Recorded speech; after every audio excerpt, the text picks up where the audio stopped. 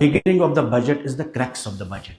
In the first line, he is saying there is neither hope nor healing in this budget. कि न इसमें दवा है न इसमें उम्मीद है. Jammu and Kashmir is a young state. 65% आबादी नौजवानों की है.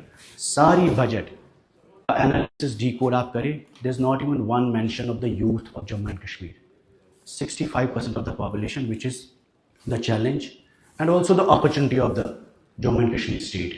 Irrespective of our ideologies, BJP के, कांग्रेस के, नेशनल कॉन्फ्रेंस के, we are a divided state. Jammu is predominantly Hindu area, Kashmir is Muslim area. There are very few things that unite us. But इस session में बैठ के इतना लगता है कि कहीं ना कहीं डेवलपमेंट पे और बजट पे इश्यूज पर वी आर टुगेदर.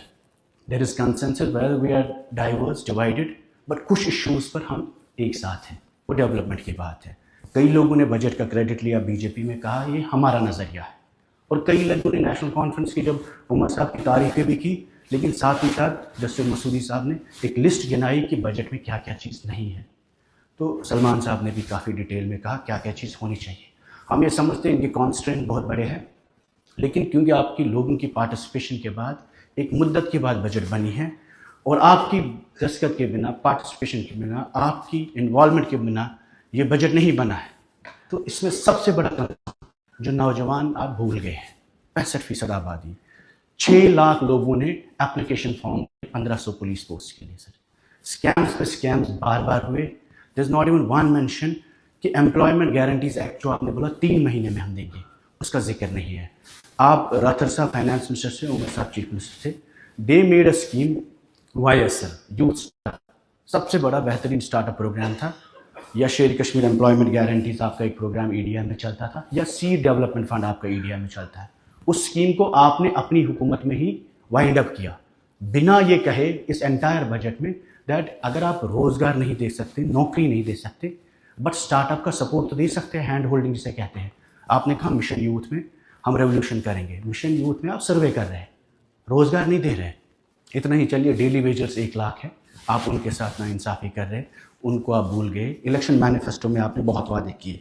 उसके साथ साथ लेकिन सर सबसे इंपॉर्टेंट चीज़, कुठवा की बात हो, सोपोर की बात हो, किलिंग्स हुई है, we can not absolve ourselves कि हमारे हाथ में लॉ एंड ऑर्डर की बात नहीं. क्योंकि जब आप गाँव में जाते हैं, घर में जाते हैं, वोट मांगते हैं, उस वक्त उनको हम ये नहीं बोलते हैं कि हमारे इख्तियार में क्या है क्या नहीं है. हम कहते हैं हम आपके साथ इंसाफ करेंगे. Since this is the question of justice, आपके मैनिफेस्टो में ट्रूथ एंड रिकंसिलिएशन कमीशन की बात हुई. अगर वो नहीं है आपके इख्तियार में, least this house can do is to establish and set up the human rights commission in Jammu and Kashmir once again, so that the law and order अगर आपके कंट्रोल में नहीं है, ह्यूमन राइट्स वायलेशन जहां पे भी हो, वो कुठवा में हो या कश्मीर में हो, आप वहां पर कम से कम एक रिपोर्ट मांग के इस हाउस को ये बता सकते हैं कि गलती हो. There is not even one mention of human rights commission की establishment, truth and reconciliation commission की एस्टैब्लिशमेंट. जॉब्स, रोजगार की तो बात ही नहीं है सर. मेन मुद्दा जो इस वक्त भी बेरोजगारी का ही मैं कहूँगा कि जिस पे हम सब लोगों ने घर घर कोशिश की, और जो जम्मू कश्मीर हिंदू मुस्लिम इर्रेस्पेक्टिव पीर पंचाल चिनाब हर जगह मुद्दा है कि नौजवान के लिए इस बजट में है क्या आखिर. Simple one word in the entire budget that you are going to offer to the youth of Kashmir और Jammu. We are a very fragile state. नौजवानों का एक बहुत बड़ा बुहरान है. अगर नौजवानों को उम्मीद नहीं मिलेगी सरकार से, बजट से, इस हाउस से, चाहे हम कितने कमज़ोर क्यों ना हो, उसके वॉलेटाइल रिएक्शन है जम्मू कश्मीर में.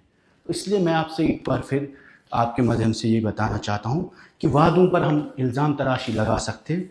आप अगर तनवीर साहब ने परसों अपना मैनिफेस्टो दिखाया, हमें आपकी मैनिफेस्टो की बहुत नॉलेज भी है, क्योंकि आपके इलेक्शन में ये जो यहाँ नजराना है उसका नतीजा है.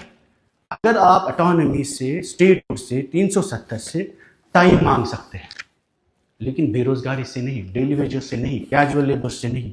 उसके साथ साथ आपने बोला ठीक है हमने इनहेरिटेंस पे स्टैंप ड्यूटी हटाई. उससे पहले महबूबा जी की गवर्नमेंट में वुमेन्स पे स्टैंप ड्यूटी नहीं थी, वो आप वापस कर सकते थे. और इन चीज़ों के लिए तो स्टेटहुड की ज़रूरत नहीं है. आज टूरिज्म की सबसे ज़्यादा बात हुई.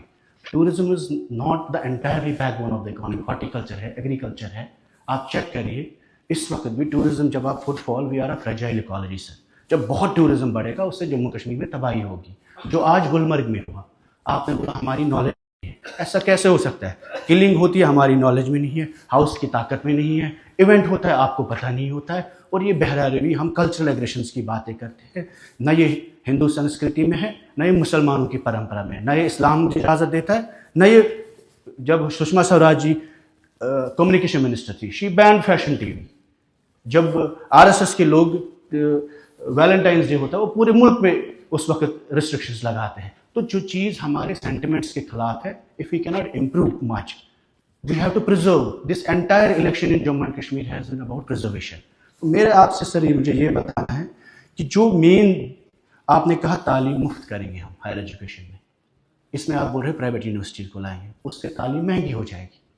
पब्लिक, आपने लॉ यूनिवर्सिटी की बात की, 4 लॉ कॉलेज आपके चल रहे हैं। अगर आप स्कॉलरशिप्स वहाँ देते शायद बच्चे ज़्यादा पढ़ते। 50 करोड़ रुपए पे कोई यूनिवर्सिटी नहीं बनती है, बिल्डिंग बन सकती है, मुलाजिम नहीं लग सकते वहाँ पे, रिसर्च नहीं हो सकती, डेवलपमेंट नहीं हो सकती। न्यू इंस्टीट्यूशंस बनाने से ज़्यादा बेहतर था कश्मीर यूनिवर्सिटी का लॉ डिपार्टमेंट आप ठीक करते जम्मू में, और जो प्राइवेट कॉलेजेस है उनको ठीक करते। सबसे बड़ा मुद्दा, private schools have contributed a lot to the idea of education in Jammu and Kashmir despite violence. You should take this government to make private schools as a stakeholders in the whole progress. अगर आप उनको regulate करते, बच्चों को, गरीब बच्चों को scholarships देते, शायद वो भी तालीम पढ़ते और उन स्कूल्स को कंपटीशन नहीं, ताले नहीं, कब्जे नहीं, सख्ती नहीं लगाते, बल्कि उनको कहते कि हम आपको इंफ्रास्ट्रक्चर देंगे। बाहर के लोगों को आप इंफ्रास्ट्रक्चर लीज पे ज़मीन देते हैं, लेकिन अपने लोगों को स्टार्टअप करने के लिए इस बार सर मैं आपको एक बार फिर दे, जो मेन आपके स्टार्टअप प्रोग्राम है वो मिसिंग है, नौजवान के लिए रोजगार मिसिंग है। और स्कूल एजुकेशन को make them as stakeholders, give them land, give them loan support, जैसे इंडस्ट्रीज को मिलती है, बाहर के क्रिकेटर्स को मिल सकती है, अपने लोगों को मिल सकती है। शुक्रिया।